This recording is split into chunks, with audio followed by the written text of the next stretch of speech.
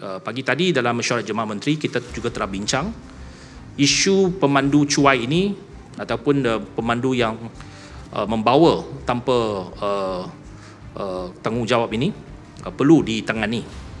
Dan salah satu langkah yang akan diambil ialah Kementerian Pengangkutan akan membina satu sistem pangkalan data semua pemandu-pemandu bas, sama ada bas ekspres, bas persiaran dan sebagainya yang melibatkan orang awam, pengangkutan awam.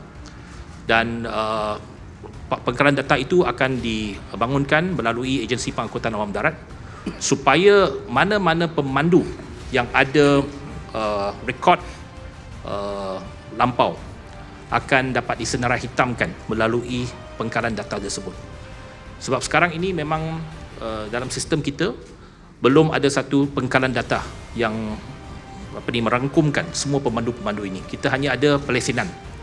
Tetapi sama ada mereka ada rekod atau tidak, syarikat-syarikat yang mengaji mereka ataupun mengambil mereka sebagai pemandu tidak ada rujukan.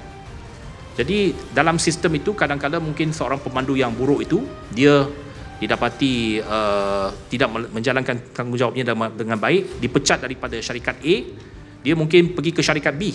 Jadi dalam sistem, dalam pasaran masih ada pemandu-pemandu yang kurang berwibawa ini.